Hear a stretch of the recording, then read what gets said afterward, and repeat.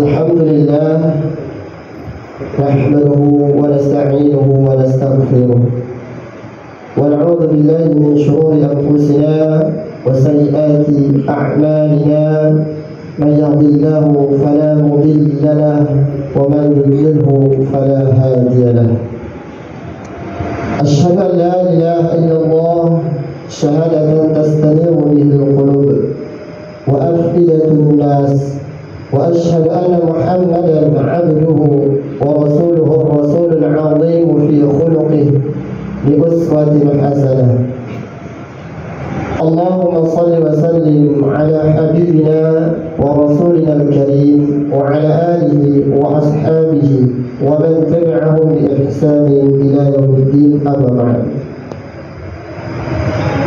أيها الحاضرون فقال الله رب العالمين في كتابه العظيم يا أيها الذين آمنوا اتقوا الله حق تقاته ولا تموتن إلا وأنتم مسلمون وقال رسول الله صلى الله عليه وسلم أكمل المؤمنين إيمانا أحسنهم خلقا.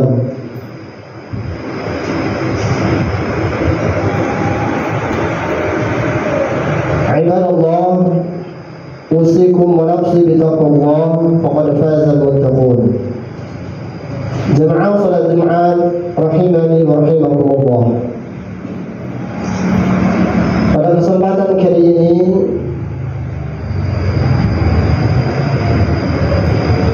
di khutbah kali ini kita akan beranjak dari sebuah ayat yang Allah cantumkan di dalam surah An-Nur.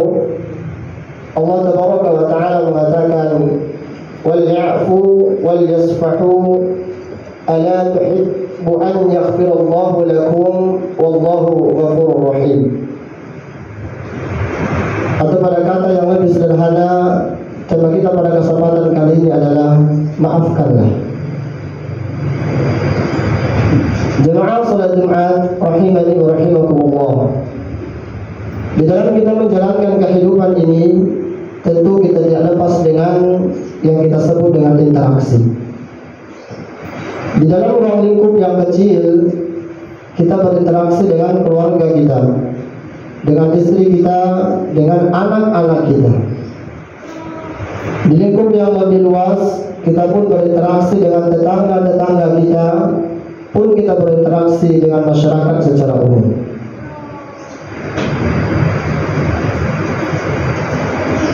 Maka hendaklah kemudian interaksi ini kita bingkai, kita jaga dengan akhlakul karimah.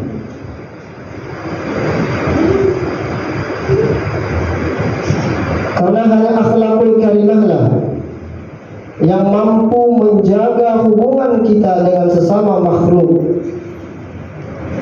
tetap rukun, tetap baik, tidak ada yang tersakiti dan tidak ada yang menyakiti.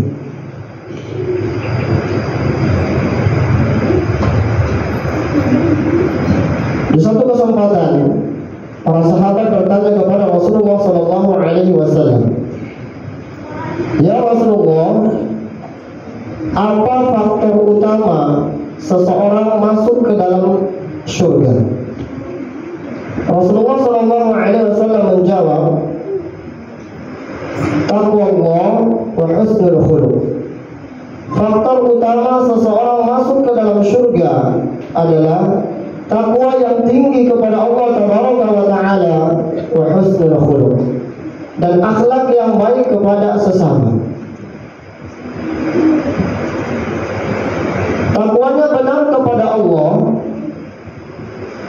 maka itu akan berdampak akhlaknya pun baik kepada sesama. Maka tidak ada orang yang bertakwa kepada Allah kemudian akhlaknya buruk kepada sesama. Maka bisa kita pastikan takwanya cacat apabila akhlaknya buruk kepada sesama manusia. Kemudian para sahabat kembali bertanya, "Wahai Rasulullah, apa faktor utama seseorang masuk ke dalam neraka?" Rasulullah SAW menjawab, "Al-famu wal farj." Faktor utama seseorang masuk ke dalam neraka adalah lisan dan kehormatan atau kemaluannya. Maka jemaah yang dimuliakan Allah, ketidakmampuan kita menjaga lisan kita dari menyakiti orang lain, ini sama saja menjerumuskan kita ke dalam neraka Allah Subhanahu wa taala.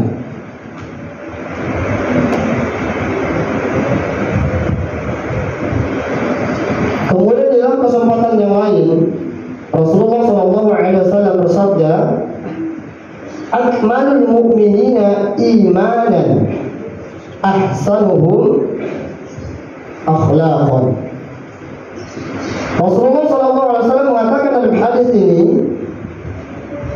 tanda bahwa keimanan seseorang itu benar-benar sempurna kepada Allah Taala bisa kita lihat dari akhlaknya kepada sesama manusia. Kita ketahui jemaah yang dimuliakan Allah bahwa iman itu letaknya di dalam jiwa kita, di dalam atau di balik hati kita. Tetapi dalam hadis ini Rasulullah SAW mengajarkan kepada kita sesungguhnya iman yang benar, iman yang sempurna itu bisa kita lihat dari akhlak seseorang kepada makhluk yang lain atau kepada sesama manusia. Maka jemaah yang dimuliakan Allah, jika akhlak sudah tidak ada di dalam diri seseorang, maka dia akan menjadi musibah bagi saudaranya yang lain. Dia akan menjadi fitnah bagi saudaranya yang lain. Lisannya akan menyakiti orang lain, perbuatannya akan menzalimi orang lain. Maka tentu ini tidak datang dari seorang yang beriman benar-benar kepada Allah Subhanahu wa taala.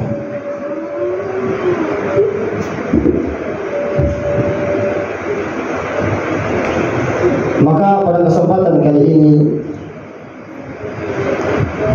kita akan membicarakan hal-hal yang kemudian motivasi-motivasi yang kemudian mesti ada di dalam diri kita, agar kemudian manakala Allah Subhanahu wa taala menimpakan kepada kita satu musibah, yang musibah ini datangnya dari makhluk Allah, datangnya dari manusia-manusia lain kepada diri kita, maka kita siap untuk memaafkannya. Karena sesungguhnya jemaah yang dimuliakan Allah Subhanahu wa taala, di dalam menjalankan kehidupan ini kita selalu dihadapkan dengan dua musibah. Musibah yang pertama ini disebut dengan musibah samawiyah. Musibah samawiyah ini adalah musibah yang ditimpakan kepada seorang hamba yang terjadinya tanpa pengaruh atau hak prerogatif Allah Subhanahu wa taala menimpakannya kepada hambanya. Tidak ada campur tangan manusia terjadinya. Musibah ini kita sebut dengan kematian, gempa bumi, longsor dan lain sebagainya. Maka ini mutlak hak Allah Subhanahu wa taala. Dia timpakan kepada siapa yang dia kehendaki. Tetapi kemudian ada musibah yang kedua yang kita sebut dengan musibah basyariah, di mana Allah Subhanahu wa taala mengambil makhluk sebagai perantara terjadinya musibah itu. Di mana adanya yang terzalimi dari orang-orang yang zalim, adanya lisan seseorang yang menyakiti orang lain. Maka kata para ulama, biasanya untuk musibah yang samawiyah atau musibah yang pertama kita sebutkan tadi, cenderung kita mudah untuk memaafkannya, cenderung kita bisa bersabar atas musibah tersebut. Kenapa? Karena tidak ada pilihan kedua. Karena memang musibah itu mutlak hak Allah Subhanahu wa taala. Namun kemudian untuk musibah yang kedua, karena Allah Subhanahu wa taala menjadikan salah seorang hamba menjadi perantara terjadinya musibah itu, maka kita yang tertimpa, kita yang terfitnah, kita yang terzalimi punya pilihan kedua. Pilihan yang pertama tentunya bersabar dan memaafkan, namun pilihan yang kedua adalah membalas. Bukankah ketika kita difitnah kita bisa fitnah balik? Bukankah ketika kita dipukul kita bisa pukul balik? Maka kata para ulama, karena kita memiliki pilihan yang kedua untuk membalas, karena kita sanggup membalasnya, maka cenderung untuk musibah yang kedua ini kita sulit untuk memaafkan dan bersabar atas musibah tersebut. Maka kata Ibnu Taimiyah rahimahullah ta'ala, seandainya seorang hamba tidak memiliki motivasi yang kuat untuk memaafkan, maka sudah bisa dipastikan dia tidak akan mampu memaafkannya. Maka pada kesempatan yang mulia ini, setidaknya kita akan membicarakan beberapa hal terkait motivasi untuk bisa memaafkan kesalahan hamba-hamba Allah yang Allah jadikan perantara, di mana kemudian kita terzalimi karena lisannya, kita terzalimi karena perbuatannya. Motivasi yang pertama, jemaah yang dimuliakan Allah, bahwa ketahuilah tidak ada satu kejadian di muka bumi ini yang terlepas dari takdir Allah. Maka motivasi yang pertama agar kita mampu memaafkan kesalahan orang lain kepada diri kita adalah pandang kejadian itu sebagai takdir. Qadarullah, fitnah ini kepada saya, perbuatan zalim ini terjadi kepada saya, tidak lepas dari takdir Allah Subhanahu wa ta'ala. Karena biasanya musibah itu semakin besar, semakin sulit kita keluar dari musibah itu, semakin berat kita rasa fitnah dan kezaliman ini, karena kita melibatkan makhluk lebih banyak. Kadang-kadang kita katakan, luar biasa si bulan fitnah saya, tapi si tetangga sekolah juga bantu dia, tetapi yang lain juga bantu dia. Semakin banyak makhluk yang kita libatkan untuk satu musibah kepada diri kita, maka kita tidak akan bisa keluar dari musibah itu. Tetapi manakala kita katakan kepada Allah Subhanahu wa ta'ala, qadarullah, ini terjadi atas takdir Allah, maka seketika itu pun musibah itu akan mengecil. Karena kita yakin musibah ini ditimpakan oleh Allah Subhanahu wa ta'ala yang maha besar. Jadi jemaah yang dimuliakan Allah, motivasi yang pertama adalah pandang kejadian musibah itu sebagai takdir dari Allah Subhanahu wa ta'ala. Karena tidak ada satu takdir Allah kemudian yang tidak memiliki hikmah. Semua takdir Allah, baik itu sebuah kenikmatan maupun musibah yang ditimpakan kepada kita, mesti dibaliknya atau bersamaan dengan musibah itu ada hikmah Allah. Dan tidak ada satu orang pun yang mampu melihat hikmah ini kecuali orang-orang yang menganggap kejadian itu sebagai takdir dari Allah. Ketahui jemaah yang dimuliakan Allah, dalam hidup kita juga dijumpakan dua hal, rahmat dan hikmah. Rahmat adalah sesuatu yang kita senangi, usaha kita lancar, pekerjaan kita lancar, anak kita baik-baik. Ini adalah rahmat dari Allah, pertolongan dari Allah. Biasanya kita tersenyum menerimanya. Tetapi kan dalam kehidupan ini Allah juga menjumpakan kita dengan hikmah. Ini adalah sesuatu yang kadang-kadang membuat kita menangis, membuat kita sedih. Dan tidak benar jemaah yang dimuliakan Allah kalau kemudian kita lebih membutuhkan rahmat daripada hikmah. Karena ternyata banyak di antara kita justru ketika Allah menimpakan satu musibah dan kita bisa melihat hikmah di dalamnya, disitulah kemudian Allah memberikan kemuliaan kepada kita.